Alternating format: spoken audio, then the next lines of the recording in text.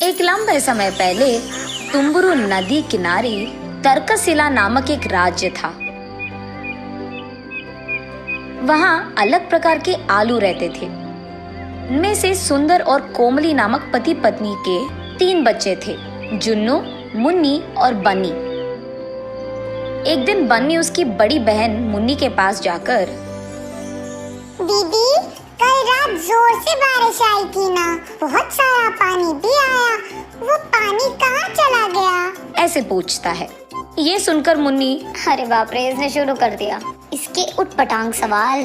और क्योंकि वो उसका जवाब नहीं दे पाई, वो किसी के बुलाने का नाटक करके, हाँ माँ, अभी आई, कहकर चली जाती है। तब बन्नी जुन्नू के पास जाकर, भैया, वो कल रात करके वही सवाल पूछता है। तब जुन्नू, अरे इतना आसान सा सवाल, कुछ नहीं बनी, वो सारा पानी धरती के अंदर चले जाता है। ऐसे वो उसके प्रश्न का जवाब देता है। तो फिर धरती के अंदर बहुत सारा पानी है क्या? हाँ, हम जो भी पानी हर रोज उपयोग करते हैं वो सब धरती में ही रहता है।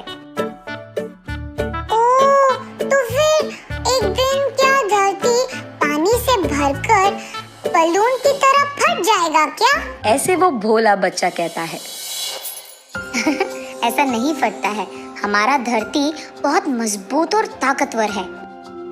जितना भी मजबूत क्यों ना हो, एक ना एक दिन तो उसे फटना ही होगा ना। अरे रे, हमारे धरती का आसमान से एक कनेक्शन होता है।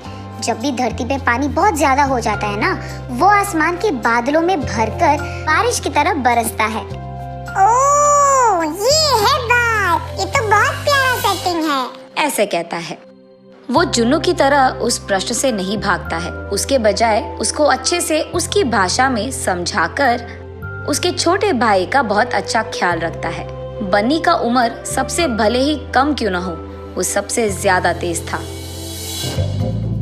वो अपने भाई जुन्नू और बहन मुन्नी से हमेशा कोई ना कोई सवाल पूछते ही रहता था। इन तीनों का ख्याल रखते रखते माँ बाप सुंदर और कोमली कभी कभी थक जाते थे, लेकिन उन तीनों को साथ में खेलते देख वो बहुत खुश होते थे।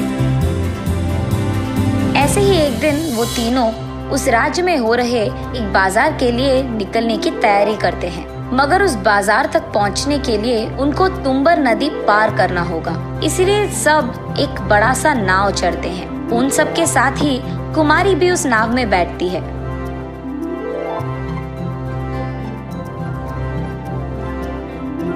जब वो नाव में जा रहे थे, बन्नी को देख कुमारी ऐसे कहती है, आपका बेटा बहुत प्यारा है जी, क्या आप मुझे ये बच्चा दे दोगे? मैं उसको बड़ा करूंगी। ये सुनकर सुंदर और कोमली चौंक जाते हैं। हाँ, ये कैसा प्रश्न था? हम नहीं दे सकते, ये हमारा बेटा है, ऐसे वो दोनों एक साथ कहते हैं। मुझे माफ कीजिए, मेरे कोई बच्चे नहीं हैं, इसीलिए आपके इस प्यारे बेटे को देख मेरे मन में एक आशा उठी थी। मुझे ऐसा नहीं कहना था, माफ कीजिए। ऐसे कहती है कुमारी। इतने में नाव दूसरी तरफ के किनारे पे पहुंचता है। तब सुंदर और कोमली उनके अपने बच्चों को लेकर बाजार जाते हैं। सारे चीजों को खरीदने के बाद अचानक बन्नी दिखाई नहीं देता है और वो चारों बहुत परेशान होते हैं। उनके परिवार में एक एक सदस्य एक एक दिशा में जाकर बन्नी को ढूंढने लगते हैं, लेकिन बन्नी कहीं नहीं दिखाई देता है। ठीक तभी सुंदर और कोमली को उनके साथ नाव में आए कुमारी की याद आती है। तुरंत वो कुमारी को ढूंढने लग जाते हैं। एक जगह कुमारी अपना काम करते हुए दिखाई देती है। वहाँ जाकर सुंदर और कोमली ऐसे कहते हैं, हमारा बेटा कहाँ है? बोलो, कहाँ छुपा दिया तुमने? बोलो। ऐसे कहते हैं। ये देख कुमारी आश्चर्यचकित होती है। हाँ, मैं तुम्हारे बेटे को कहाँ छुपाऊंगी? क्या बात कर रहे हो तुम दोनों? नाटक मत करो। अभी नाव में तुम कह रही थी तुम्हारा बच्चा दे दो, मैं बड़ा करूंगी। हाँ, मैंने कहा था।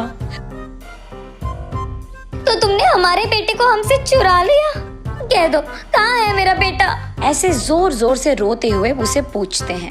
अरे रे, तुम्हारा बच्चा मेरे पास नहीं है, मैं ऐसी लड़की नहीं हूँ, ऐसे कहती है कुमारी। ये सब दूर से राजा के भट देख रहे थे, इसलिए उन सबको राज दरबार लेकर जाते हैं। दोनों तरफ सुनकर वहाँ का राजा पुलकेशी, इस औरत को 2 दिन गिरफ्तार करके जेल में डाल दो।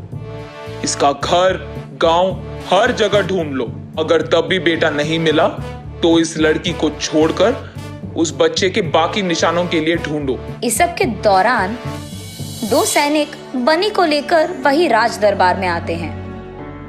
राजा, ये बच्चा नदी में डूब रहा था, तब कुछ लोग इसको बचाकर हमारे पास लेकर आए, ऐसे कहते हैं। बन्नी को देख उसके माँ बाप बहुत बहुत खुश होते हैं। सुंदर, कोमली, जुन्नू, मुन्नी सब बन्नी के पास पहुँचते हैं। तब सुंदरी, देखा प्रभु आपने, मैंने कोई गलती नहीं की, मुझ पे झूठा इल्जाम लगाया गया था। तब राजा, उस बच्चे को इधर लेकर आओ। तब सैनिक बन्नी को राजा के पास लेकर जाते हैं। तब राजा बन्नी से ऐसे पूछता है, बेटा बन्नी, माँ बाप को छोड़कर तुम कहाँ गए? तुम नदी तक क्यों गए? हाँ, मैं नाव के नीचे मौजूद उस बड़े इंसान को देखने गया, कहता है बन्नी भोलेपन से।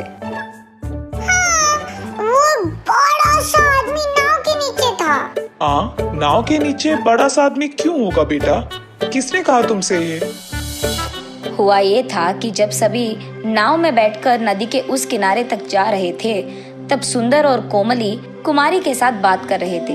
ठीक उसी समय में बन्नी उसके भैया जुन्नू से ऐसे पूछता है, भैया, नाव ऐसे अपने आप कैसे जा रहा है, और वो भी इतने तेजी से? नाव के नीचे एक बड़ा सा आदमी है, वो ही हमें तेजी से लेकर जाता है। वो नाव को अपने सिर पे लगाकर हमको नदी के किनारे लेकर जाता है, इसलिए नाव डूबे बिना एक किनारे से दूसरे किनारे तक जाती है। ऐसे वो उसको जो मन में आया वो कह देता है बन्नी को। इसी कारण बन्नी उस बड़े से आदमी को देखने नदी के किनारे गया था और उसी कोशिश में वो डूब भी गया था, और ठीक तभी कुछ लोग उसे बचा लिए थे। तब ये बात सबको समझ आती है और उसका भोलापन देख सभी हंस पड़ते हैं। मुन्नी, जुन्नू और बन्नी को समझ नहीं आता है कि सब हंस क्यों रहे हैं, लेकिन कुछ देर बाद वो भी हंस पड़ते हैं। तब पुलकेशी, बहुत समय बाद मुझे बहुत हंसी तुम लोगों की वजह से ही आई है। ये कहकर सबको सोने के सिक्के देकर वहां से उन्हें भेज देता है। दूसरी तरफ सुंदर और कोमली को बहुत खुशी होती है कि परेशान करने के बाद कम से कम उनके बच्चों को सोने के सिक्के तो मिले, और बच्चे सही सलामत भी थे।